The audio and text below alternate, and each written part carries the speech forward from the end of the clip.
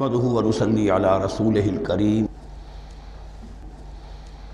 اما بعد فاعوذ بالله من الشيطان الرجيم بسم الله الرحمن الرحيم سيقول السفهاء من الناس ما ولاهم عن قبلتهم التي كانوا عليها قل لله المشرق والمغرب يهدي من يشاء الى صراط مستقيم صدق الله العظيم۔ اب یہ تحویل قبلہ کا مضمون براہ راست آ رہا ہے۔ اس کے لیے تمہیدی 2 رکوع ہم پڑھ چکے ہیں۔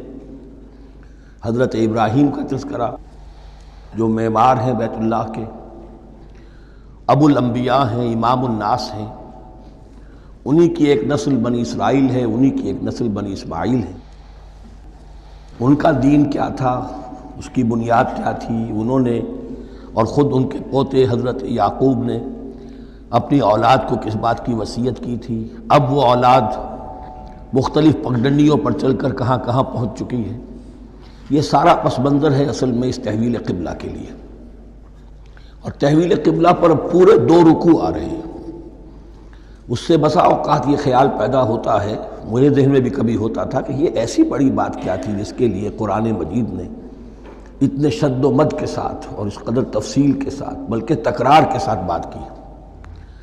تو اصل میں اس کو یوں سمجھیے کہ ایک خاص مذہبی ذہنیت ہوتی ہے، اور وہ مذہبی ذہنیت یہ ہوتی ہے کہ اعمال کے ظاہر پر ان کی توجہ زیادہ مرکوز ہو جاتی ہے، اعمال کی جو روح ہے زیادہ اس کی طرف توجہ نہیں ہوتی ہے۔ عوام الناس کا معاملہ یہی ہو جاتا ہے، ظواہر پر، رسومات پر، جو ظاہری شکلیں ہیں ان کی اہمیت، جو اصل دین ہے، روح دین ہے، جو مقاصد دین ہیں، ان کی طرف توجہ نہیں ہوتی۔ نتیجہ یہ ہوتا ہے کہ ظاہر میں ذرا سا فرق انہیں بہت محسوس ہوتا ہے، ذرا سا فرق ہو گیا، کسی نے رفع یدین کر لیا، قیامت آ گئی، معلوم ہوا یہ کوئی اور ہی آ گیا ہماری مسجد میں، یہ کون ہے، کسی نے آمین ذرا اونچا کہہ دیا، پھر قیامت آ گئی۔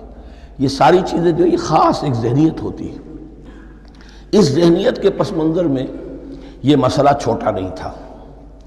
ایک تو یہ کہ جو قبائلی اور قومی پس منظر تھا اس کے حوالے سے سمجھیے، مکے میں جو لوگ ایمان لائے، ظاہر بات ہے ان سب کو عقیدت تھی خانہ کعبہ کے ساتھ، خود حضور کو تھی۔ آپ روتے ہوئے نکلے ہیں اور آپ نے یہ فرمایا تھا کہ اے کعبہ مجھے تجھ سے بڑی محبت ہے، لیکن تیرے یہاں کے رہنے والے مجھے یہاں رہنے نہیں دیتے۔ پھر یہ کہ وہ جو عقیدت اور محبت تھی وہ تمام ان مسلمانوں کے دلوں میں بھی تھی۔ مدینے میں آ کر آپ نے رخ بدل دیا۔ جب تک مکے میں تھے معلوم ہوتا ہے کہ حضور جب کھڑے ہوتے تھے نماز کے لیے تو آپ اس طرح کھڑے ہوتے تھے کہ بیک وقت استقبال قبلتین ہو جاتا تھا، یعنی جو جنوبی دیوار ہے ایک طرف وہ کونا ہے جس میں حجر اسود ہے، اور دوسری طرف وہ یمانی ہے، رکن یمانی جو یمن کی طرف ہے، جنوب کی طرف ہے۔ ادھر کوئی شخص کھڑا ہوگا اور وہیں پر انہی کے درمیان جو ہے جب طواف کیا جاتا ہے تو دعا مانگی جاتی ہے، ربنا آتنا فی الدنیا حسنۃ وفی الآخرۃ حسنۃ وقنا عذاب النار۔ باقی پورے طواف میں آپ جو چاہیں دعا مانگے، لیکن یہاں یہ دعا ہے خاص۔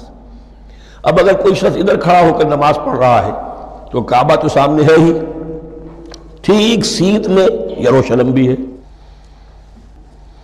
استقبال القبلتین، ایک ہی وقت میں 2 قبلوں کی طرف رخ ہو گیا۔ مدینہ میں آ کر معاملہ بدل گیا، مدینہ درمیان میں ہے، مکہ مکرمہ اس کے جنوب میں ہے اور یروشلم اس کے شمال میں ہے۔ اب جنوب کی طرف رخ کریں گے تو پیٹھ ہوگی یروشلم کی طرف، یروشلم کی طرف رخ کریں گے تو پیٹھ ہوگی کعبے کی طرف۔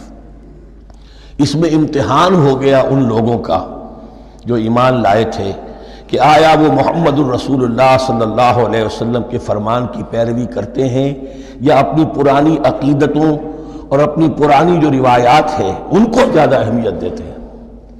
اللہ کا شکر ہے جو لوگ مکے سے آئے تھے ان کی اتنی تربیت ہو چکی تھی کہ ان میں سے کسی کے لیے کوئی مسئلہ پیدا نہیں ہوا۔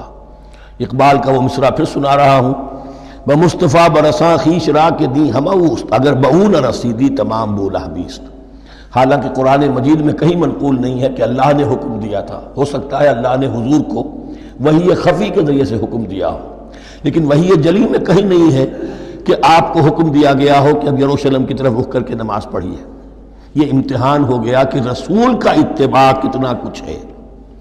اب جب یہ حکم آیا، اب امتحان ہو گیا جو مدینے میں رہنے والے جو ایمان لائے تھے ان کا، اس لیے کہ یہاں یہودی بھی تھے، بعض ان میں سے ایمان لائے۔ عبداللہ ابن سلام رضی اللہ تعالیٰ عنہ تھے، ان کو علماء میں سے تھے، لیکن جو اور دوسرے لوگ تھے وہ بھی زیر اثر تھے یہود کے علماء کے، ان کے دل میں بھی یروشلم کی عظمت تھی۔ اب جب انہیں رخ کرنا پڑا تو یہ ان کے ایمان کا امتحان ہو گیا۔ تو یہ بڑا امتحان تھا اس میں کہ جو سب کے لیے مثبر تھا، اور مسلمانوں میں سے بعض لوگوں کے دلوں میں یہ خیال بھی پیدا ہوا ہوگا اگر اصل قبلہ یہ تھا تو ہم نے اب تک جو نمازیں پڑھی ہیں وہ تو پھر ہم نے غلط رخ پر پڑھی۔ ہماری اتنی سالوں کی، کسی کو ایمان لائے ہوئے 10 برس ہو گئے، ہماری ان نمازوں کا کیا بنے گا؟ وہ نمازیں ضائع ہو گئیں تو نماز تو ایمان کا رکن رکین ہے، تو بڑی تشویش پیدا ہو گئی۔ اس کے ساتھ ہی ایک مسئلہ یہ پیدا ہوا سیاسی اعتبار سے کہ یہود اب تک تو یہ سمجھ رہے تھے کہ حضور نے اور مسلمانوں نے ہمارا قبلہ اختیار کر لیا ہے، تو گویا کہ ہمارے کیمپ فالوورز ہیں، ہمارا تو انہوں نے اتباع کیا ہے، لہذا ہمیں کوئی خاص اندیشہ نہیں ان کی طرف سے۔ لیکن اب جب قبلہ بدل گیا تو ان کے کان کھڑے ہو گئے کہ یہ تو پھر کوئی نئی اب ملت ہے اور نئی امت کی تشکیل ہو رہی ہے، لہذا ان کی طرف سے مخالفت جو تھی اس کے اندر شدت زیادہ پیدا ہو گئی۔ یہ سارے مضامین تھے کہ جو یہاں پر زیر بحث آ رہے ہیں۔ سَيَقُولُ السُّفَهَاءُ مِنَ النَّاسِ، بہت غیر معمولی ہے اس کا آغاز ہی اس آیت کا۔ ان قریب کہیں گے لوگوں میں سے احمق اور بے وقوف لوگ، ما وَاللَّهُ مَنْ قِبْلَتِهِمُ الَّتِي كَانُوا عَلَيْهَا، کس چیز نے پھیر دیا انہیں اس قبلے سے کہ جس پر یہ تھے۔ یعنی یہ 16 مہینے نماز پڑھی ہے بیت المقدس کی طرف رخ کر کے، یروشلم کی طرف، اب کس چیز نے پھیر دیا انہیں؟ قُلْ لِلَّهِ الْمَشْرِقُ وَالْمَغْرِبُ، دیکھیے وہی الفاظ جو 14ویں رکوع میں آئے تھے جو تمہید بن رہے تھے، کہہ دیجئے کہ اللہ ہی کے لیے ہے مشرق اور مغرب۔ گویا کہ شمال اور جنوب، مشرق و مغرب، شمال و جنوب، محاورے میں مشرق و مغرب زیادہ استعمال ہوتا ہے، سب اللہ کے ہیں، اللہ کسی سمت میں محدود نہیں ہے۔ یہدی من یشاء الی صراط مستقیم، وہ جس کو چاہتا ہے سیدھے راستے کی طرف ہدایت دے دیتا ہے۔ وَكَذَلِكَ جَعَلْنَاكُمْ، اب یہ خاص بات کہی جا رہی ہے، اے مسلمانوں تم اس تحویل قبلہ کو معمولی بات نہ سمجھو، یہ علامت ہے اس بات کی کہ اب تمہیں وہ حیثیت حاصل ہو گئی۔ وَكَذَلِكَ جَعَلْنَاكُمْ أُمَّةً وَسَطًا لِتَكُونُوا شُهَدَاءَ عَلَى النَّاسِ وَيَكُونَ الرَّسُولُ عَلَيْكُمْ شَهِيدًا، اب تمہارا فرض منصب یہ ہے کہ رسول نے جس دین کی گواہی تم پر دی ہے اپنے عمل سے، اپنے قول سے، اسی دین کی گواہی تمہیں دینی ہے اپنے قول سے اور اپنے عمل سے پوری نوع انسانی پر۔ اب تم لنک بن گئے ہو۔ اب تک نبوت کا سلسلہ جاری تھا، ایک نبی کی تعلیم ختم ہوئی، بگڑ گئی، تحریف ہو گئی، غائب ہو گئی، دوسرا نبی آ گیا، پھر کچھ تیسرا آ گیا، چلے آ رہے۔ لہذا ہر دور کے اندر اب وہ جو معاملہ تھا تسلسل کے ساتھ چل رہا تھا، اب یہاں نبوت ختم ہو رہی ہے محمد الرسول اللہ صلی اللہ علیہ وسلم پر، تو نوع انسانی تو ختم نہیں ہو رہی، ابھی قیامت تو نہیں آئی ہے۔ اب آگے لوگوں کو تبلیغ کرنا، ان تک دین پہنچانا، ان پر حجت قائم کرنا، ان کا احقاق حق اور ابطال باطل کا فریضہ سر انجام دینا، یہ کون کرے گا؟ تو پہلے تو ہمیشہ اللہ کی طرف سے وہی جبریل لائے اور نبی کے پاس آ گئے، نبی نے لوگوں کو سکھا دیا۔ اب یہ کہ اللہ سے جبریل لائے محمد کے پاس، محمد نے سکھایا تمہیں، اور تمہیں سکھانا ہے پوری نوع انسانی کو، تو تم اب وہ درمیانی لنک ہو۔ وَكَذَلِكَ جَعَلْنَاكُمْ أُمَّةً وَسَطًا لِتَكُونُوا شُهَدَاءَ عَلَى النَّاسِ وَيَكُونَ الرَّسُولُ عَلَيْكُمْ شَهِيدًا، یہ مضمون زیادہ کھلے گا چل کر سورہ حج کی آخری آیات میں۔ اسی طرح سے مراد یہ ہے کہ تحویل قبلہ ایک مظہر ہے اس کا، اس سے اب تم اپنی ذمہ داریوں کا اندازہ کرو، صرف خوشیاں نہ مناؤ، جشن نہ مناؤ، بلکہ یہ کہ یہ ایک بہت بڑی ذمہ داری کا بوجھ ہے جو تم پر آ گیا۔ کبھی ہم نے اپنے بندے محمد کے کاندھوں پر جب یہ بوجھ رکھا تھا تو ان سے بھی کہا تھا صلی اللہ علیہ وسلم، اِنَّا سَنُلْقِي عَلَيْكَ قَوْلًا ثَقِيلًا، اے نبی ہم آپ پر ایک بھاری بات ڈالنے والے ہیں۔ وہی بھاری بات بہت بڑے پیمانے پر اب تمہارے کندھوں پر آ گئی ہے۔ وَكَذَلِكَ جَعَلْنَاكُمْ أُمَّةً وَسَطًا لِتَكُونُوا شُهَدَاءَ عَلَى النَّاسِ وَيَكُونَ الرَّسُولُ عَلَيْكُمْ شَهِيدًا وَمَا جَعَلْنَا الْقِبْلَةَ الَّتِي كُنْتَ عَلَيْهَا، اور ہم نے نہیں قرار دیا تھا اس قبلے کو جس پر کہ اے نبی آپ پہلے تھے، یعنی یہ دو طرح کی بات ہو سکتی ہے، وہی خفی سے اللہ نے فرمایا ہو کہ اے محمد اب کچھ عرصے کے لیے یروشلم کی طرف رخ کر کے نماز پڑھو، وہی جلی میں نہیں ہے، اور یہ بھی ہو سکتا ہے یہ حضور کا اجتہاد ہو اور اسے اللہ نے قبول فرما لیا ہو، دونوں باتوں کا امکان موجود ہے۔ حضور کے اجتہاد پر اگر اللہ کی طرف سے نفی نہ آئے تو وہ گویا اللہ کی طرف سے۔ وَمَا جَعَلْنَا الْقِبْلَةَ الَّتِي كُنْتَ عَلَيْهَا إِلَّا لِنَعْلَمَ مَن يَتَّبِعُ الرَّسُولَ وَمِمَّن يَنقَلِبُ عَلَىٰ عَقِبَيْهِ، اور نہیں ٹھہرایا تھا ہم نے اس قبلے کو جس پر کہ آپ رہے ہیں مگر یہ جاننے کے لیے کہ کون ہے، یہ ظاہر کرنے کے لیے کہ کون ہے کہ جو اتباع کرتے ہیں رسول کا صلی اللہ علیہ وسلم، اور وہ کون ہے کہ جو اپنی ایڑیوں کے بل لوٹ جاتے ہیں۔ یعنی مدینے میں آ کر اگر کوئی مکے کا مسلمان کہتا صاحب یہ قبلہ مجھے قبول نہیں ہے، وہ واپس ہو جاتا، ایسا ہوا نہیں۔ اور اب جب مکے کی طرف رخ ہو گیا ہے تو کوئی انصار میں سے، کوئی مدینے میں جو ایمان لائے ان میں سے کسی نے کہا کہ ٹھیک ہے جی ہمارا قبلہ وہ تھا، اب آپ نے اپنا قبلہ بدل دیا، آپ کا راستہ اور ہمارا راستہ اور، نہیں، وہ تمام کے تمام مسلمان ان آزمائشوں میں کامیاب ہوئے۔ وَإِن كَانَتْ لَكَبِيرَةً إِلَّا عَلَى الَّذِينَ هَدَى اللَّهُ، اور واقعہ یہ ہے یقیناً یہ بہت بڑی بات تھی، اس طرح قبلے کے اندر تبدیلی قبول کر لینا آسان بات نہیں ہوتی، بڑا حساس مسئلہ ہوتا ہے، مگر ان کے لیے کہ جن کو اللہ نے ہدایت دی۔ وَمَا كَانَ اللَّهُ لِيُضِيعَ إِيمَانَكُمْ، اور اللہ ہرگز تمہارے ایمان کو ضائع کرنے والا نہیں ہے۔ ایمان سے یہاں مراد نماز جو ہے الصلاۃ عماد الدین، وہ جو تشویش ہو گئی تھی کہ ہماری ان نمازوں کا کیا بنے گا جو ہم نے 16 مہینے پڑھی ہیں بیت المقدس کی طرف رخ کر کے۔ وَمَا كَانَ اللَّهُ لِيُضِيعَ إِيمَانَكُمْ، اس وقت وہ حکم تھا رسول کا، وہ اللہ کے ہاں مقبول ہے، اس وقت یہ حکم ہے جو تمہیں رسول کی معرفت مل رہا ہے، اب تم اس کی پیروی کرو۔ ان اللہ بالناس لرؤوف الرحیم، یقیناً اللہ تعالیٰ تو انسانوں کے حق میں بہت ہی شفیق ہے اور بہت ہی رحیم ہے۔ قد نرى تقلب وجهك في السماء، معلوم ہوتا ہے خود حضور کو انتظار تھا اس فیصلے کا، اور معلوم ہوتا ہے کہ آپ پر بھی شاخ گزر رہا تھا یہ وقفہ کہ جس میں نماز پڑھتے ہوئے پیٹھ ہو رہی تھی بیت اللہ کی طرف، تو آپ بار بار آپ کی نگاہیں آسمان کی طرف اٹھتی تھی کہ کب وحی آئے، کب جبرائیل حکم لے کر آئیں۔ قد نرى تقلب وجهك في السماء، اے نبی ہم نے آپ کے چہرے کا بار بار آسمان کی طرف اٹھنا دیکھ لیا ہے۔ فَلَنُوَلِّيَنَّكَ قِبْلَةً تَرْضَاهَا، اس آیت میں بڑی شفقت، بڑی محبت، بڑی عنایت ہے محمد الرسول اللہ صلی اللہ علیہ وسلم کے لیے اللہ کی طرف سے۔ تو ہم بدلے دیتے ہیں، پھیرے دیتے ہیں قبلہ جو آپ کو پسند ہے۔ ظاہر بات ہے کہ حضور کو جو محبت تھی اور جو بھی آپ کو ایک رشتہ قلبی تھا بیت اللہ کے ساتھ، فَلَنُوَلِّيَنَّكَ قِبْلَةً تَرْضَاهَا، ہم بدلے دیتے ہیں، بدل دیں گے قبلہ اسی طرف جو آپ کو پسند ہے۔ فَوَلِّ وَجْهَكَ شَطْرَ الْمَسْجِدِ الْحَرَامِ، تو بس اب پھیر دیجئے اپنے رخ کو مسجد حرام کے رخ پر۔ وَحَيْثُ مَا كُنْتُمْ، اور مسلمانوں جہاں کہیں بھی تم ہو، مدینے میں ہو یا کہیں اور ہو، مغرب میں ہو، شمال میں ہو، جنوب میں ہو، کہیں ہو، فَوَلُّوا وُجُوهَكُمْ شَطْرَهُ، تو اپنا چہرہ نماز میں اسی کے رخ پر پھیرو۔ وَإِنَّ الَّذِينَ أُوتُوا الْكِتَابَ لَيَعْلَمُونَ أَنَّهُ الْحَقُّ مِنْ رَبِّهِمْ، اور جن لوگوں کو کتاب دی گئی تھی وہ جانتے ہیں کہ یہ حق ہے ان کے پروردگار کی طرف سے۔ تورات میں بھی یہ مذکور تھا کہ اصل قبلہ ابراہیمی وہی تھا، اس لیے کہ یروشلم تو تعمیر کیا ہے حضرت ابراہیم سے کوئی 1000 سال کے بعد حضرت سلیمان نے۔ یہ جو بھی ہیکل سلیمانی ہے کم سے کم 1000 برس کا فصل ہے حضرت ابراہیم میں حضرت سلیمان میں۔ تو حضرت ابراہیم کا قبلہ کون سا تھا؟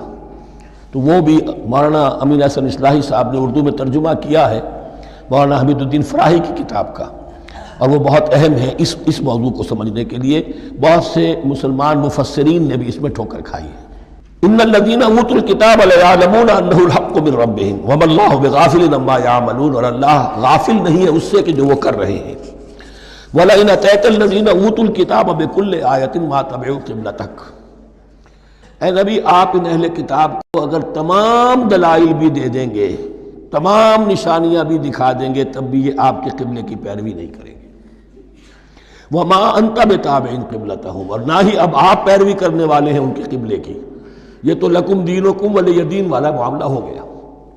وما بعضهم بتابع قبلۃ بعض، حد یہ ہے کہ یہ خود جو ہے آپس میں ایک دوسرے کے قبلے کی پیروی نہیں کرتے۔ یعنی نصارہ اور یہود اگرچہ یروشلم سب کا قبلہ ہے، لیکن عین یروشلم میں جا کر جو یہودی ہیں وہ مغربی گوشے کو اس کو اختیار کرتے تھے، مغرب کی طرف رخ کرتے تھے ہیکل سلیمانی میں، اور جو نصارہ ہے وہ مشرق کی طرف، اس لیے کہ حضرت مریم سلام علیہا نے جو اعتکاف کیا تھا مکاناً شرقیہ، وہ جو مکان تھا ان کا جہاں اعتکاف تھا، جہاں فرشتہ ان کے پاس آیا ہے، وہ ہیکل کے کسی شرقی گوشے میں تھا، تو انہوں نے عیسائیوں نے اسی کو اپنا شرقی گوشے کو قبلہ بنا لیا۔ وَلَئِنِ اتَّبَعْتَ أَهْوَاءَهُمْ، اور اے نبی اگر بالفرض آپ نے ان کی خواہشات کی پیروی کی، من بعد ما جاءک من العلم، اس کے بعد کہ آپ کے پاس العلم صحیح علم آ چکا ہے، انک اذا لمن الظالمین، تو آپ بھی پھر ظلم کرنے والوں میں سے ہو جائیں گے، معاذ اللہ۔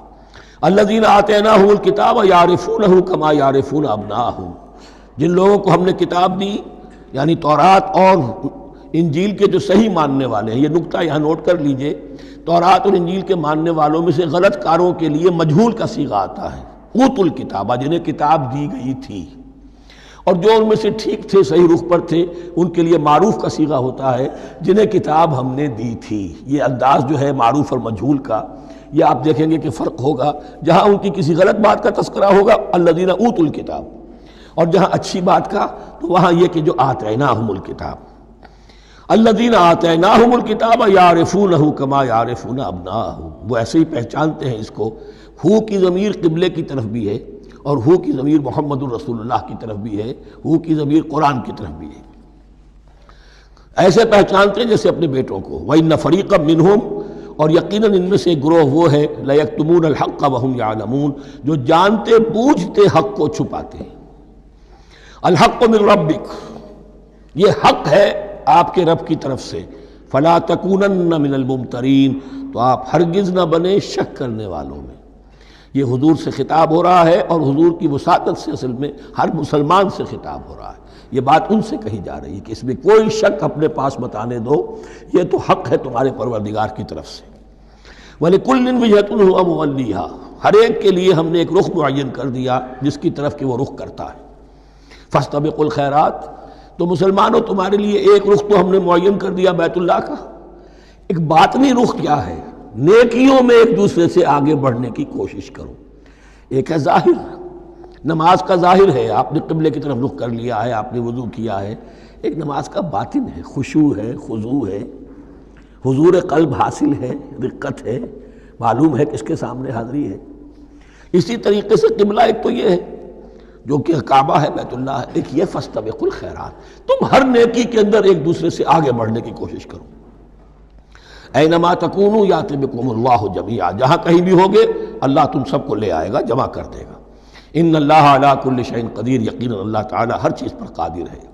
ومن حیث خرجت فول وجهک شطر المسجد الحرام، اور جدھر سے بھی آپ کا نکلنا ہو، کہیں سفر کریں، کہیں بھی جائیں، تو آپ اپنا رخ پھیر دیجئے مسجد حرام کی طرف۔ وَإِنَّهُ لَلْحَقُّ مِن رَبِّكَ، اور یہ یقیناً حق ہے آپ کے رب کی طرف سے۔ وَمَا اللَّهُ بِغَافِلٍ عَمَّا تَعْمَلُونَ، اور اللہ غافل نہیں اس سے کہ جو تم کر رہے ہو۔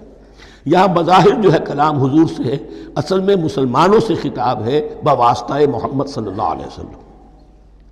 وَمِنْ حَيْثُ خَرَجْتَ فَوَلِّ وَجْهَكَ شَطْرَ الْمَسْجِدِ الْحَرَامِ وَحَيْثُ مَا كُنْتُمْ فَوَلُّوا وُجُوهَكُمْ شَطْرَهُ، اور دیکھو جہاں بھی تم نکلو اپنا رخ کرو مسجد حرام کی طرف۔ امریکہ میں جاؤ تب بھی رخ ہوگا مسجد حرام کی طرف، روس میں جاؤ رخ تمہارا ہوگا مسجد حرام کی طرف۔ وَحَيْثُ مَا كُنْتُمْ، اور اے مسلمانوں جہاں کہیں بھی تم ہو، فَوَلُّوا وُجُوهَكُمْ شَطْرَهُ، تو اپنے چہروں کو پھیر دو اسی کے رخ پر۔ لِأَلَّا يَكُونَ لِلنَّاسِ عَلَيْكُمْ حُجَّةٌ، تاکہ نہ رہے لوگوں کے پاس تمہارے خلاف کوئی دلیل۔ اب اس بات کو سمجھ لیجئے کہ چونکہ تورات میں لکھا ہوا تھا کہ نبی آخر الزمان کا قبلہ کعبہ ہوگا، اگر حضور یہ قبلہ اختیار نہ کرتے تو علماء یہود حجت قائم کرتے مسلمانوں پر کہ دیکھو تورات میں تو یہ لکھا ہے اور انہوں نے وہ اختیار نہیں کیا۔ تو یہ گویا کہ ان کے اوپر اتمام حجت بھی ہو رہا ہے اور قطع عذر بھی ہو رہا ہے، ان کی حجت کی جڑ بھی کٹ رہی ہے۔ الا الذین ظلموا منہم، سوائے ان میں سے ان کے جو ظالم ہیں، اعتراض کرنے کے لیے لاکھ انہوں نے پھر بھی ہیلے بہانے بنائی لینے ہیں۔ فلا تخشوہم، تو اے مسلمانوں ان سے نہ ڈرو، واخشونی، مجھ سے ڈرو۔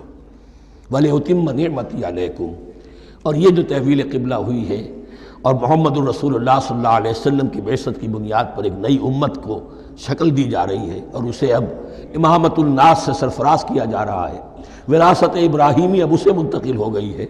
یہ اس لیے ہے وَلِأُتِمَّ نِعْمَتِي عَلَيْكُمْ، اپنی نعمت میں تم پر اس کا اتمام فرما دوں، مکمل کر دوں، وَلَعَلَّكُمْ تَهْتَدُونَ، اور تاکہ تم ہدایت یافتہ بن جاؤ۔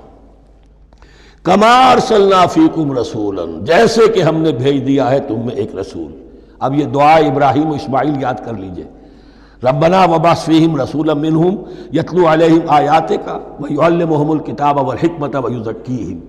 اب گویا کہ وہاں تو دعا تھی، اور یہ 3000 سال کے بعد اس دعا کا ظہور ہو رہا ہے بعثت محمدی کی شکل میں۔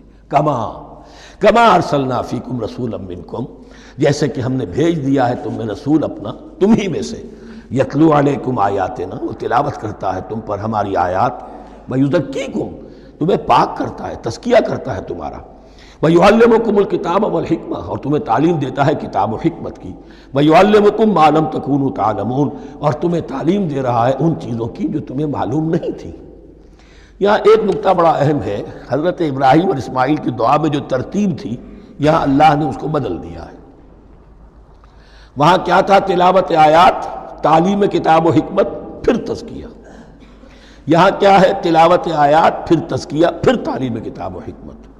اب ظاہر بات ہے کہ حضرت ابراہیم اور حضرت اسماعیل نے جو بات کہی وہ بھی غلط تو نہیں ہو سکتی، لیکن ہم یہ کہہ سکتے ہیں کہ اس کی امپرووڈ فارم یہ ہے جو اللہ تعالیٰ کی طرف سے دی گئی، اس لیے کہ تزکیہ مقدم ہے۔ اگر نیت صحیح نہیں ہے تو تعلیم کتاب و حکمت مفید نہیں ہوگی، بلکہ گمراہی میں اضافہ ہوگا۔ نیت کج ہے تو گمراہی بڑھتی چلی جائے گی، اور تزکیہ کا حاصل کیا ہے؟ نیت درست ہو جائے، اخلاص، نحن لہ مخلصون۔ اگر یہ نہیں ہے تو جتنا پڑھو گے، جتنے بڑے عالم ہوگے، شیطان بھی بن سکتے ہو۔ بڑے بڑے فتنے عالموں نے اٹھائے ہیں۔ یہ جو دین اکبری تھا یا دین الہی تھا، اکبر کے تو باپ دادا کو کبھی خیال نہیں آ سکتا تھا اس کا۔ یہ پٹی پڑھانے والے کون تھے؟ ابو الفضل اور فیضی جیسے علماء، بہت بڑے علماء۔ اسی طرح غلام احمد قادیانی، اس کو اصل میں جو بھی پٹیاں پڑھائی ہیں وہ تو پڑھائی حکیم نور الدین نے، جو بہت بڑا عالم تھا، اہل حدیث عالم تھا۔ تو در حقیقت بہت بڑا عالم ہوگا، اگر اس کی کج ہو گئی نیت تو اتنا ہی بڑا فتنہ اٹھا دے گا۔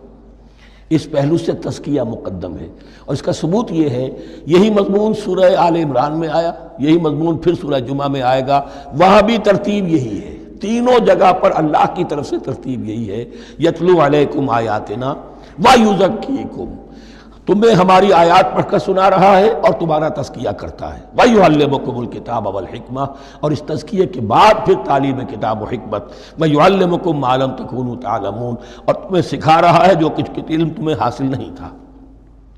فاذکرونی اذکرکم، پس مجھے یاد رکھو، میں تمہیں یاد رکھوں گا۔ یہ بہت بڑا میثاق ہے اور بہت بڑا وعدہ ہے، بہت بڑا وعدہ۔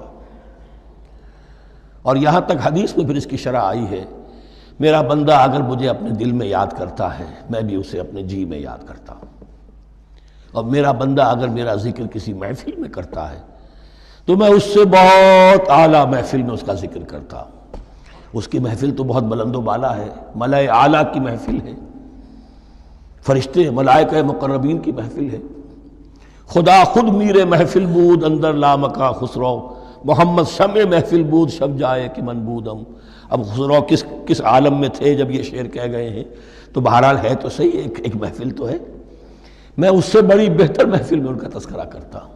فاذکرونی اذکرکم واشکروا لی ولا تکفرون، اور میرا شکر کرو، میری نعمتوں کا ادراک کرو، اس کا شعور حاصل کرو، اس پر زبان سے بھی شکر ادا کرو، اپنے عمل سے بھی، جوارح سے بھی ان نعمتوں کا حق ادا کرو۔